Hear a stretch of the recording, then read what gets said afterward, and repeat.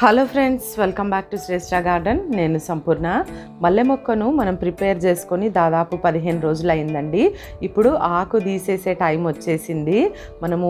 నేను ఇవాల్టి వీడియోలో ఆకంతా కూడా తీసేసి మళ్ళీ నేను ఫర్టిలైజర్ ఏది ఇస్తాను అనేది మీకు క్లియర్గా చూపిస్తానండి. వీడియోలో స్కిప్ చేయకుండా చివరి వరకు చూడండి. ఎవరైనా ఛానల్ని కొత్తగా చూస్తున్నట్లయితే ప్లీజ్ ఛానల్ని సబ్స్క్రైబ్ చేసుకోండి. ముందుగా సీడ్స్ గురించి ఒక చిన్న ఇన్ఫర్మేషన్ అండి. నా దగ్గర అన్ని రకాల కాయగూర విత్తనాలు, ఆకుకూర విత్తనాలు ఉన్నాయి.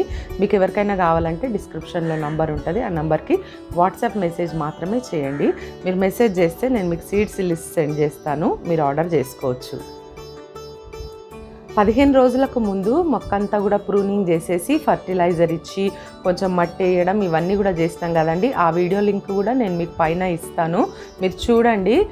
ఇప్పుడు ప్రూనింగ్ చేసిన తర్వాత ఎంత మంచి గ్రోత్ వచ్చిందో. చాలా బాగా కొత్త చిగుర్లు అయితే ఫామ్ అయినాయండి. మంచిగా చిగుర్లు వచ్చేసి ఆకుల్లాగా కూడా అయిపోతున్నాయి. ఇప్పుడు మనం చేయవలసిన పని ఏంటంటే ఈ ముదురాకులన్నీ కూడా తీసేసేయాలండి కంప్లీట్గా.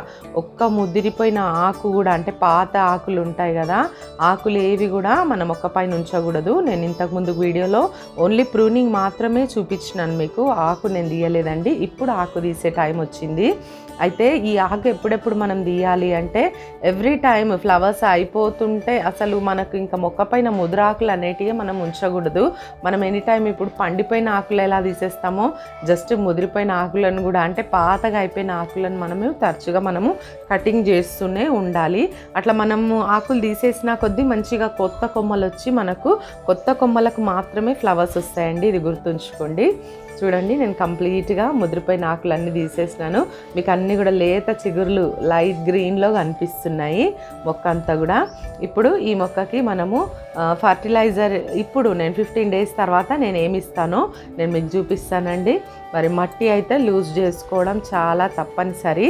మట్టి అంతా కూడా, నా మట్టి ఆల్రెడీ లూజ్ ఉంది అయినా కూడా నేను తప్పకుండా కదిలిస్తానండి. అంతా కూడా లూజ్గా అంత మట్టి అంతా కూడా ఇలా కదిపి మనము ఇప్పుడు ఫర్టిలైజర్ ఇద్దాము. వేర్లు బలంగా గ్రో అవుతాయండి. మనం ఇలా మట్టి కదిలియడం వల్ల ఆక్సిజన్ అనేది వేర్లకు అంది వేర్లు మరి స్ట్రాంగ్గా తయారైనప్పుడు మొక్క కూడా మనకు స్ట్రాంగ్గా ఎదుగుతుంది. చూడండి, నేను ఇప్పుడు చూపిస్తున్నట్టుగా మట్టి అంతా కూడా ఒక సైడ్కి చేసేసుకుంటున్నానండి. మట్టి బయటకు తీయట్లేదు. నేను లాస్ట్ టైం మొన్ననే కదా ఫర్టిలైజర్ 15 డేస్ బ్యాక్ ఇచ్చినాను.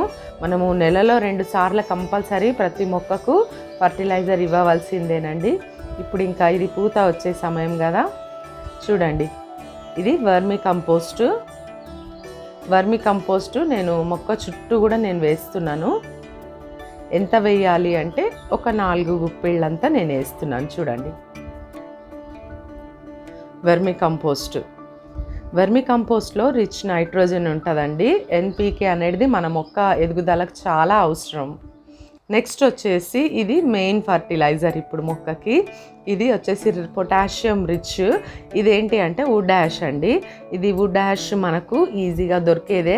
మరి మీరు ఇది పిడకల బూడిది కూడా మీరు తీసుకోవచ్చు. కట్టెలు కాల్చిన బూడిదే కాకుండా పిడకల బూడిది కూడా మీరు తీసుకోవచ్చు. ఒక్క పెద్ద స్పూన్ అంతా నేను ఇక్కడ వేస్తున్నాను. చూడండి, గమనించండి.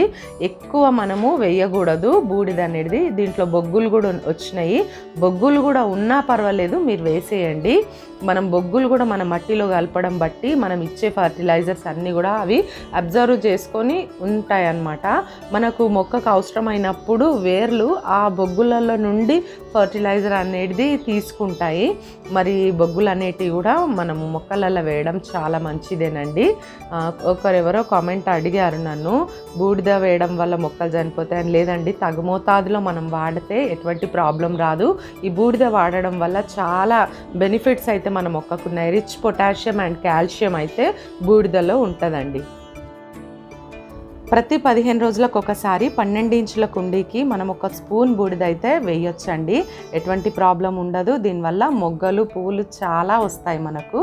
ఇదండి ఈరోజు వీడియో. ఈ వీడియో మీకు ఇన్ఫర్మేటివ్గా ఉందని నేను అనుకుంటున్నాను. వీడియో నచ్చితే ఒక లైక్ చేయండి, ఛానల్ని సబ్స్క్రైబ్ చేసుకోండి. Thank you for watching.